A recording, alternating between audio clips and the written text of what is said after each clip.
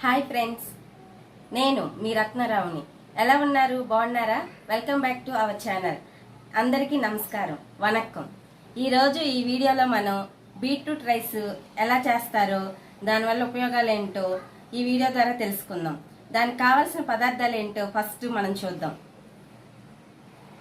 Medium size beetroot 2 తీసుకోవాలి. అల్లం వెల్లుల్లి తీసుకోవాలి పేస్ట్ చేసుకుని.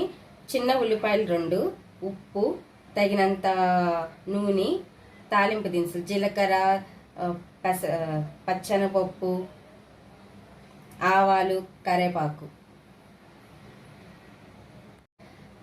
రైస్ ఉడికించుకుని చల్లార్చి తీసుకోవాలండి. ఒక బౌల్ రైస్ తీసుకున్నాను. కొత్తిమీర, దీంటి పల్లీలు, ఇంకా జీడిపప్పు, నిమ్మకాయ. పల్లీలు జీడిపప్పు ఆప్షనల్, నిమ్మకాయ మటుకి కంపల్సరిగా కావాలి. బీట్రూట్ పైన స్కిన్ తీసేసి ఇలా తురుముకోవాలి.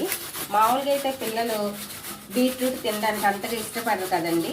కాబట్టి ఇలా బీట్రూట్ రైస్ చేసి పెడితే వాళ్ళు చక్కగా తింటారు.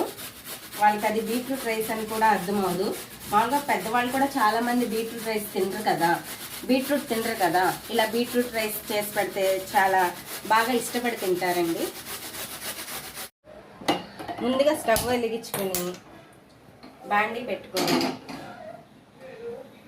బాండీ వేడి పడిన తర్వాత ఒక 3 స్పూన్లు ఆయిల్ పోసుకోవాలండి.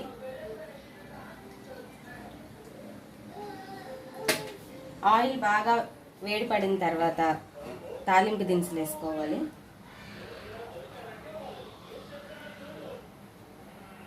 ఆయిల్ వేడెక్కిందండి. దాంట్లో కొంచెం ఆవాలు వేసుకున్నాం. ఆవాలు చిటపట్లాడిన తర్వాత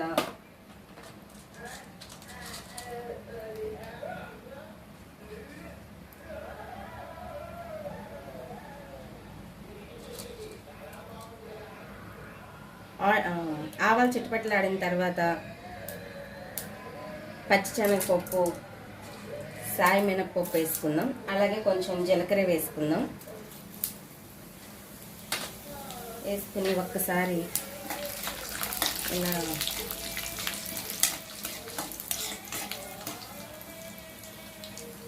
వేగిన తర్వాత ఉల్లిపాయలు వేసుకుందాం.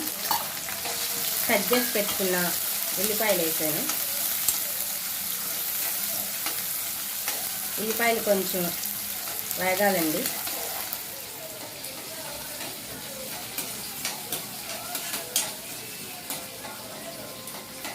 కొంచెం కరివేపాకు వేసుకోవాలండి.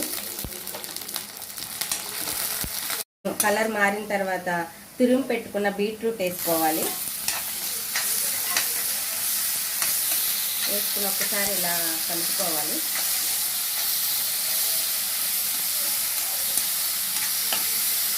స్పూన్ ఉప్పు వేసుకోవాలండి. ఉప్పు వేసుకుని బాగా కలుపుకోవాలి. కొంచెమే చూసి వేసుకోవాలి, మళ్ళీ రైస్లో కూడా మనం ఉప్పు వేసుకుంటాము.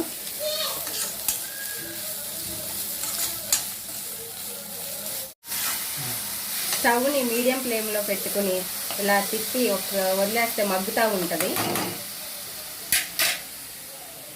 ఈ బీట్రూట్ వల్ల చాలా ఉపయోగాలు ఉన్నాయండి. మామూలుగా ఎవరు తినడానికి అంత ఇష్టపడరు. అది చూస్తే రెడ్ కలర్లో రక్తం లాగా ఉంటుందని చాలామంది ఇష్టపడరు. కానీ దీనివల్ల ఎన్నో ప్రయోజనాలు ఉన్నాయి.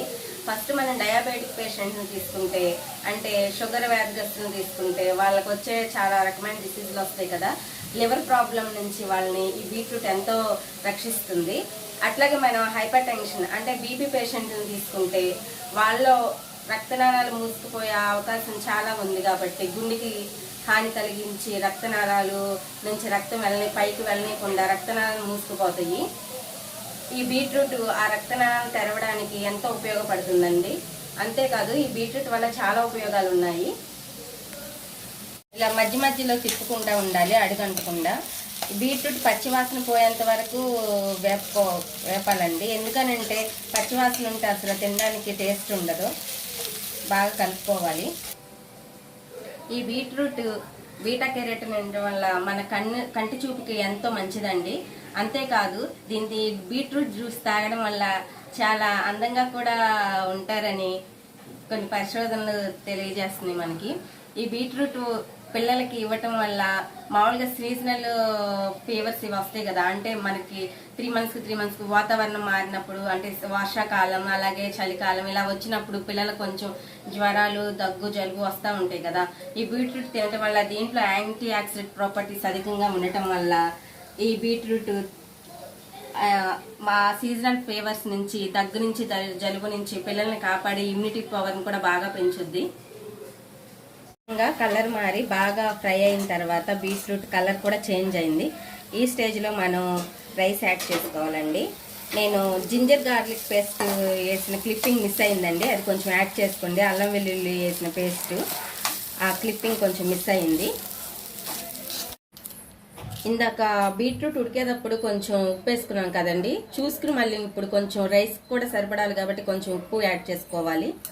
ఉప్పు యాడ్ చేసుకుని ఒకసారి తిప్పుకోవాలి. మనం ఈ స్టేజ్లో కొంచెం పైన కొంచెం కరివేపాకు చల్లుకుంటే, పచ్చి కరివేపాకు చాలా వాసన బాగుంటుందండి, గుమగుమలాడుతూ. వేయించుకున్న పల్లీలు కొంచెం పైన వేసుకోవాలని జల్లుకోవాలి. ఇది పూర్తిగా ఆప్షనల్, మీ దగ్గర ఉంటే వేసుకోండి లేకపోతే లేదు.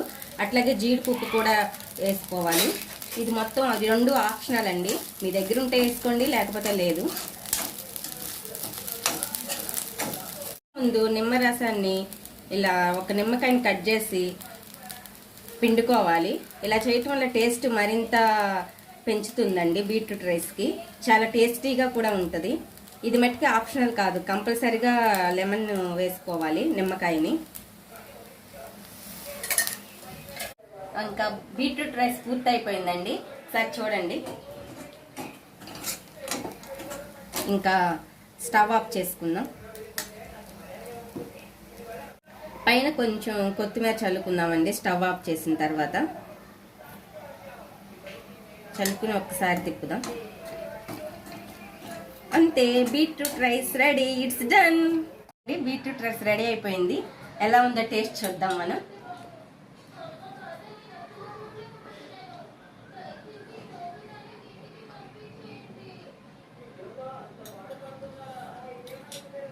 టేస్ట్ చాలా సూపర్గా ఉందండి, బాగా కుదిరింది. మీరు ఒకసారి చేసి ట్రై చేయండి మీ ఇంట్లో. అట్లాగే మరి నేను చేసే ప్రతి ఒక్క వీడియో మీకు రావాలన్నా, మీ ఫోన్లో నేను కనిపించాలన్నా మరి నా ఛానల్ని సబ్స్క్రైబ్ చేసుకోండి. అక్కడ బెల్ బటన్ ఉంటుంది, దాన్ని నొక్కండి. అట్లాగే షేర్ చేయండి, లైక్ చేయండి. మరి ఇది అయితే ఈ బీట్రూట్ రైస్ పిల్లల లంచ్ బాక్స్లోకి ఎంత బాగుంటుందండి. చాలా క్విక్గా, చాలా ఈజీగా, చాలా త్వరగా చేసుకోవచ్చు. మన ఇంట్లో కూరగాయలు ఏమీ లేనప్పుడు, బీట్రూట్ ఉన్నప్పుడు త్వరగా అయిపోయే రెసిపీ అండి. దీనివల్ల ఆరోగ్య ప్రయోజనాలు కూడా చాలా బాగున్నాయి.